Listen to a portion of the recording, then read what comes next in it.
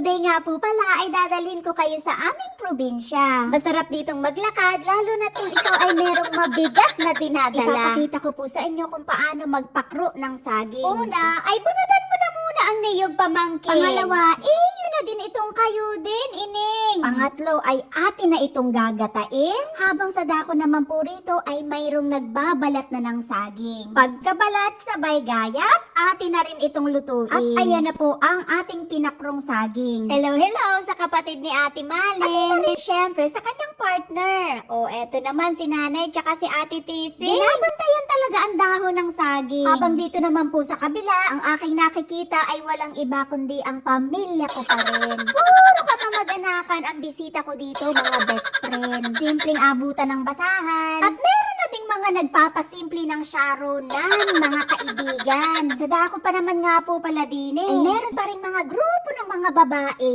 Naghihintay daw po sila ng mga binatang aalap sa kanila sa pagsayaw. Pero nung inaya kong kumain, ayun, nagsipagsamahan. O ayan, rambula na mga kaibigan. Sino ba naman kasi ang aayaw kung meron ng lechon sa kapagkainan? At syempre, habang tayo ay nasa aming probinsya, meron talagang mga ngapit bahay para manungkit lang ng mangga. Ay, teka nga muna at nang makahingi kahit na konti. At syempre, ang aking paghingi ay may free delivery pa yan, mga mare. At syempre, tululaway na lang sa mga walang ganire.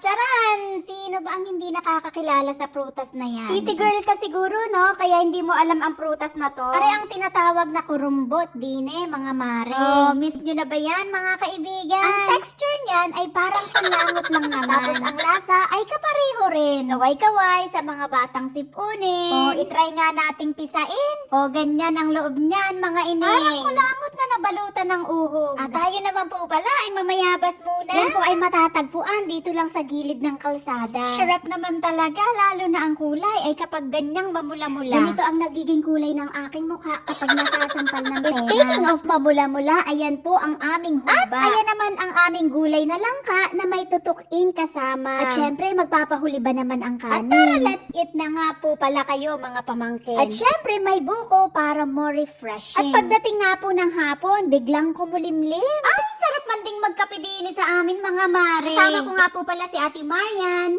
si Oliver, at saka si Ate Cherise. Tapos ayaw namang magpakuha sa camera ng aking Junakis, kaya ayan. Kinunan ko na lang ng video ang aming merendala. Kinabukasan nga po ay saging na naman ang aming pinagdidiskitahan. Kasama syempre ng mga magaganda kong mga kapamamangkinan. Parang nabulol ako sa part na yan. Kaya ina, basta tayo merong mamirendalan. At mag-ingat nga po pala tayo sa babae. Nandadakma daw po siya ng mga taong merong crab mentality. Pagtahurin nga po pala tayo paminsan-minsan. Kaso ang lasa, kamukha ng kanyang pagmamahal. Nung una matamis, pero tumabang nung nagtagal. Ibig kong sabihin, iba na ang lasa sa ating nakasanayan. Habang ito naman pong isa ay niyog talaga ay kanyang pinatumbang. Alamin daw po pala kasi niya kung paano nag-uumpisa ang bunga. Ay, iba din talaga ang isip. Na para bagang meron sa kanyang sumasani. Doktor ng mga hindi mo maintindihang kaisipan. Ubod nga po pala ang kinalabasan. Pasensya na po kayo sa aking mapanghusgang kaisipan. Kalaunan nga po pala kami ay parang nagmukhang mga piratang gala. Para makarating dito sa lugar na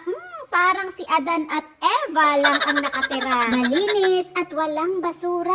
Ang ganda, diba, pag malinis ang kapaligiran. Kaya sana po ang basura ay wag nating iiwan kung saan-saan. Para nang sa ganun ay hindi sa atin ito ibalik ng kalikasan. At meron ka pang makukuhang maliliit na kabibi na hindi ko alam ang tawag dyan. At masarap yan kapag iyong sinabawan. At ito nga po palang baboy ay meron ding kaartihan. Ayaw daw po niyang maglakad kaya sa Paragos ay sumakay siya. Ito nga si kuya, dumaan lang pero namigay pa ng pinya. Tapos, umalis na rin siya. Tayo nga po pala muna ay magtuyo dito. Ipapakilala ko po sa inyo kung sino ang taong ito. Siya nga po pala si Edro. Masipag na tao, may mabuting puso, masipag sa trabaho, magaling kumuha ng buko. Syempre, paminsan-minsan nagluluto rin ito. Yun nga lang, para utot ang taong ito. Ops, kalimutan na po natin si Pedro. Tayo po ay mangisda sa banda rito. Hindi ko alam ang mga pangalan niyan, kaya pasensya na po kayo. Dalawa lang yung nakita ko, pero bakit ang dami ng dala ng pamangkin ko? Oras na nga po pala para sila'y ating linisan. Para maya-maya tayo po ay makapagsinabawan. Oo, pagkain na naman. Kain lang ng kain hanggat may lulutuin. Malaking tiyan para malaking lagayan.